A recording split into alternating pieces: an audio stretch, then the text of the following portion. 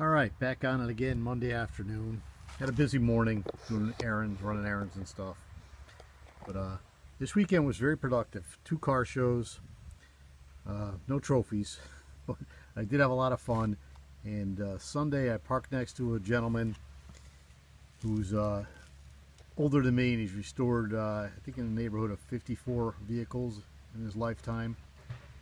And he lives nearby, and he's gonna he took a look at my 47, which I had at the show, and it had some play in the steering.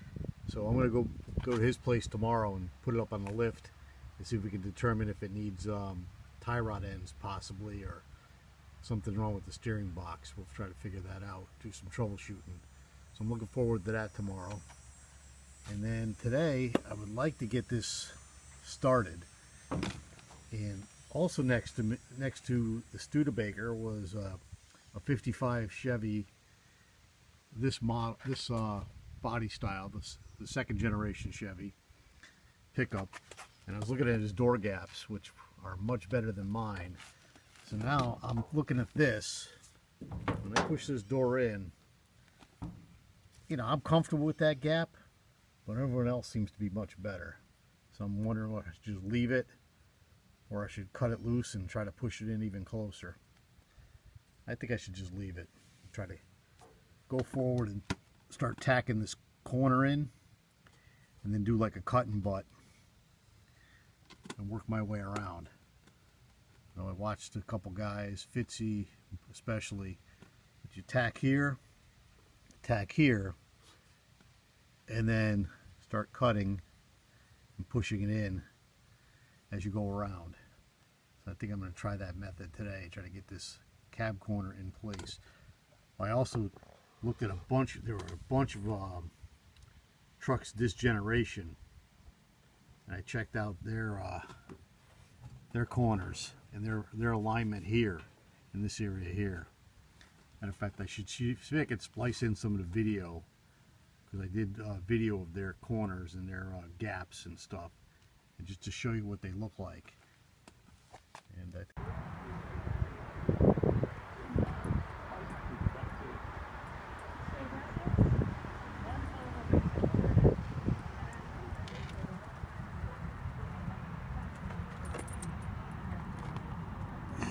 so I got the corner in. It's not quite as good as I wanted it for some reason. Surprise. This gap is bigger than I did it to fit up. I'm almost tempted to tear it out and try again, because this was tighter before. And I did some hammering back here, so these puddle welds, actually I got the holes drilled in, these puddle welds will work a little better. I'm thinking it's only 3 welds I put in right here. These tacks are just to hold it in place till I do the cut. So the cut only comes to here. So I'm flush here, I'm flush here, and I'm flush here. But I think if I roll this back, I can close this gap a little. So I'm taking my hand down here.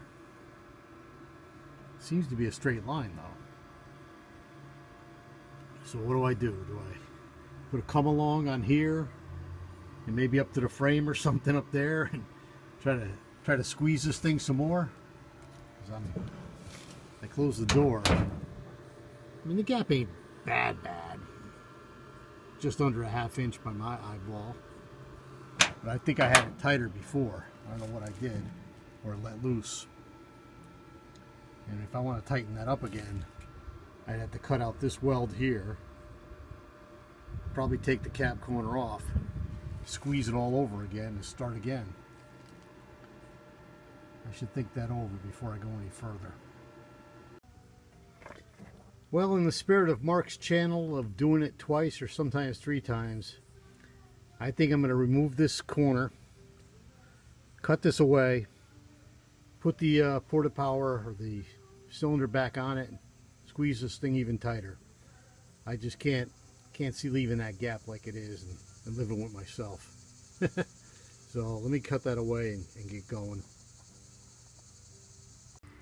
So I got the thing rigged up again, the ram, but before I really try to squeeze this, I got to cut away this weld right here, in here.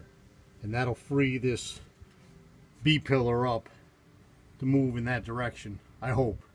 I hope I'm not too far over already and there's nothing left to give, so to speak. And when I do it, I'll keep the door closed. I'll watch that gap. And let's see how this goes. I don't know if you caught that. I got the ram set up and I'm gonna cut away this weld right here. I was considering cutting away this lip also. See if that made a difference, give it more room to slide. Let me see how it goes before I cut away the lip. So I put this reference mark on there. See, I gotta push the door closed, get it to line up. But now I'll start closing that gap. I think once I get that gap a little better, looks good now. It didn't look good a minute ago, so I'm gonna try to squeeze it some more, see what happens. All right, so I like that a lot better. Look at that, about an 1/8 inch gap. You see how much it moved. Now, when I weld it back, will it stay there? That's I guess the big question. So I should probably put another reference line. So when it's all said and done, if that's still in the same place, we'll know. So I'll make another couple dots on there. Maybe one on this side and this side that line up. And then I'll do the welding. And hopefully it stays in place this time. I think it was getting bigger and bigger anyways. I don't know. We'll see. There's the reference line right here. So now I'll swing the door open. Hopefully it doesn't hit the camera, which is about to. And now down here, my hand, I'm going to weld that as much as I can. And hopefully that'll hold until I can get the cab corner on, I guess.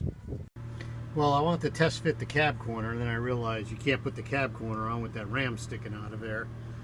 So I'm going to make this weld right here as best I can. Something tells me I'm going to over weld it and then remove whatever needs to be removed again, like I did before, to get the cab corner to mate in here. And I think I might climb underneath and do a couple puddle welds on the bracket that's behind here, over here. There's 6 puddle welds behind there. There's 4 behind here, and that would tie the step in permanently. If the step's in permanent, the B-pillar's permanent to the step, I don't see how it can move, so let me give that a shot. Well, that's one big ugly weld, but backing that up, you can barely see them. There's 1, 2, 3, 4 spots. That's because I puddle welded from the bottom side, and what it looks like on this side is a factory spot weld. I don't know if they'll hold, but I sure welded the heck out of those too from underneath. Welding upside down is not one of my strong points. For that matter, welding anyway is not one of my strong points. But there it is. I added some more weld here, and in here there was some cracking. So I chased these cracks a little bit. So I guess the moment of truth is to let the tension off the ram while I'm watching this here and see if that gap holds.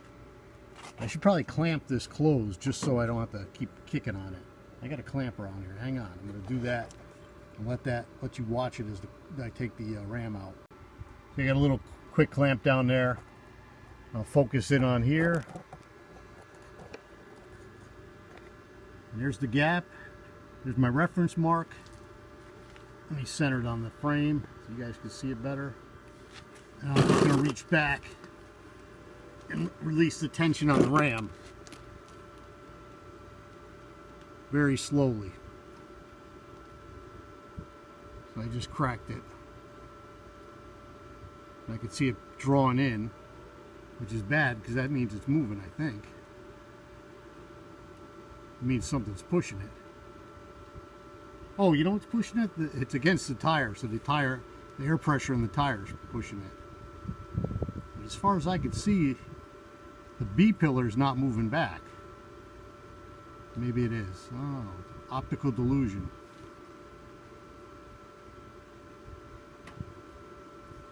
Something's moving.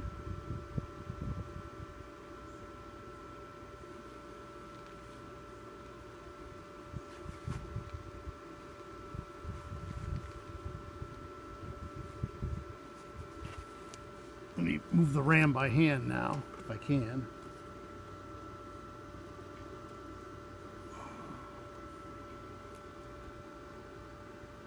Oh, it's definitely opening it back up. You can see it. Look at it. Look at it. I'm going to stop it. Yeah, you see, that got closer, and this got a little further away from where it was. So it's moved back a little bit.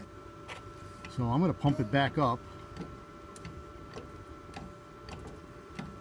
Put it back where it was. Yep, see it?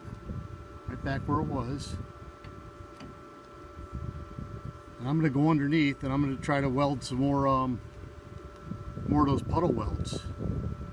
And that'll keep the step in place, I guess. I mean, I don't know what else to do, where else I can brace it and reinforce that B pillar.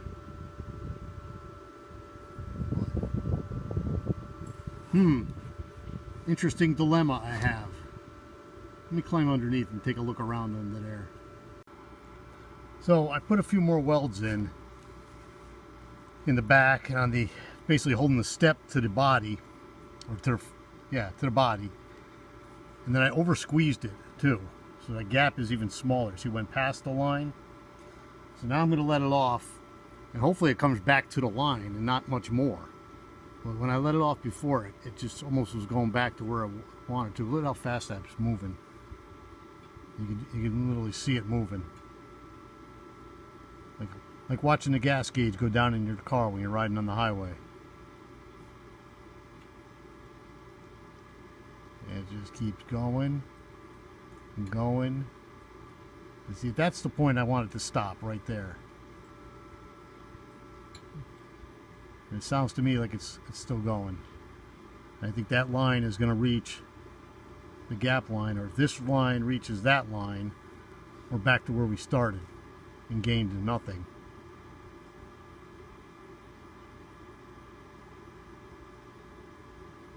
I think it's moving slower.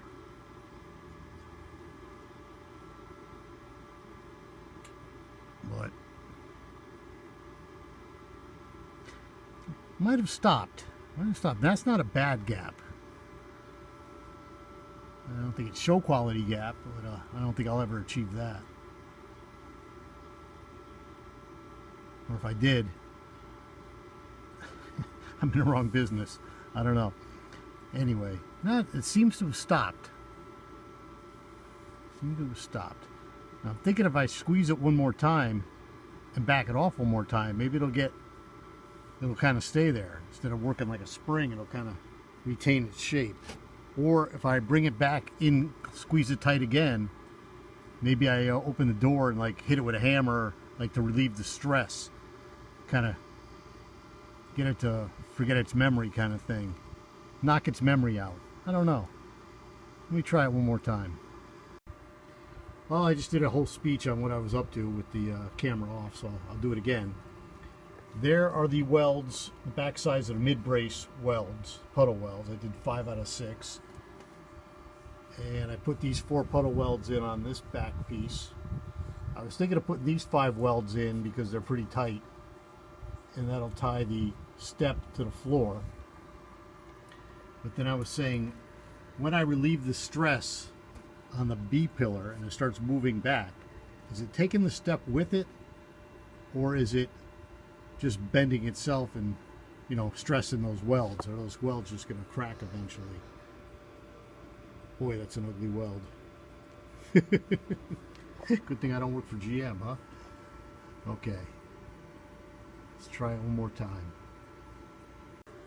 You see how tight I made that gap? I over squeezed it. Oh, the door's starting to let go. That's the door. The clamp on the door just let go. Just didn't have a good bite on it. It's hard because it's you know, curved surfaces. And I got those plastic thingies, rubber thingies. Let me squeeze that door shut. Alright, so that's the door shut. And now I'm going to relieve the stress real slowly and see what starts moving. And how fast, I guess. Yeah, you can just see it moving. Open it right up.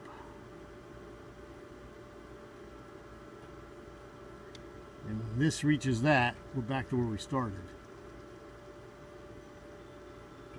And to me, it's still moving.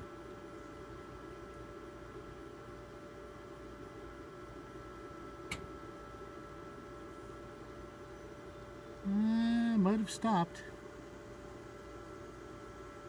Now if it stops right here, I'm happy. That's a good gap. That's a nice gap.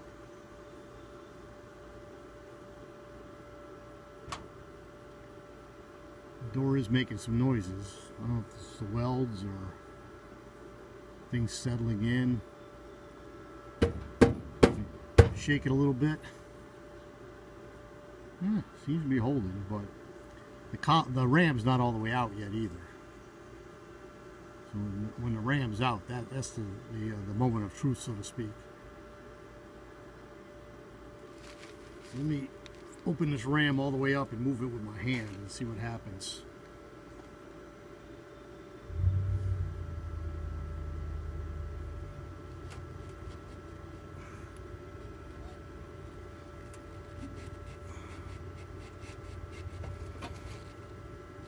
So now the ram isn't touching. It's completely loose. And that's a pretty good gap. Now, will the gap stay there when I put the cab corner on? That, I guess, is the question. Maybe I should walk away for like 10 minutes and come back and see if it worked itself back. And it seems to be right on the line right now. And it might even be moving at a very slow rate, from what I can tell. Let me go check the dogs and I'll come back. So it seems to have held. I'll just show you this real quick. The ram is doing nothing, see, it's loose. The gap, it did move, but it didn't go back to where it was. I think that's about as good as it's going to get. I'm going to go for trying to put that cab corner on again now. I want to show you this now. I got it tacked in place. 2 puddle welds on the right, 2 tacks on the right, and those tacks on the going around the back, there's no cut. So I have to get in there now and make the cut, which is the cut and butt method that everyone talks about. I think it was perfected by Fitzy.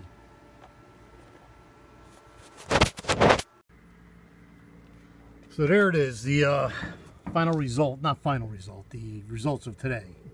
Done for the day. You know, ugly welds, need to be dressed, need to be filled. You see a lot of spots that I missed. You can't see those spots when you're stacking them on top of each other, and the flux is everywhere. So what you got to do is grind it down and then fill it again. And then you can see that the gap did open up a little bit more. Hopefully this is as far as it's going to go. This is as good as the gap's going to get, but it is what it is. And just for the fit up, it got a little funky right here where the corners meet. That was the only part that I couldn't get the leg completely flat. So I'm guessing I'm gonna have to feather that back up. But there's still a lot of weld there too that needs to be ground down, and I can always tap that down with the hammer. I'm thinking, you know, hammer and dolly it. And then there's the back. Let me come around. There's the back. Came out good. This is a nice fit right here. Just, you know, it's more welding and grinding. Where's my line? There it is. More welding and grinding. And let me just show you this real quick before I wrap it up, because I mentioned Joe Sousa and I had a nice conversation the other day. And what he was talking about today in his video, let me see if I can get my camera down there, but he couldn't show it on his, I think it was 54 he was showing. But basically, you cut out a piece of sheet metal and you basically extend the floor and you cover this, and then you don't really need the inner cab corner. You can just let it hang. And look at all that light shining through. That's because my welds are so porous that I have to do them, you know, 2 or 3 times over. But that's just the way it works for me. So thanks for watching, and we'll see what I do tomorrow.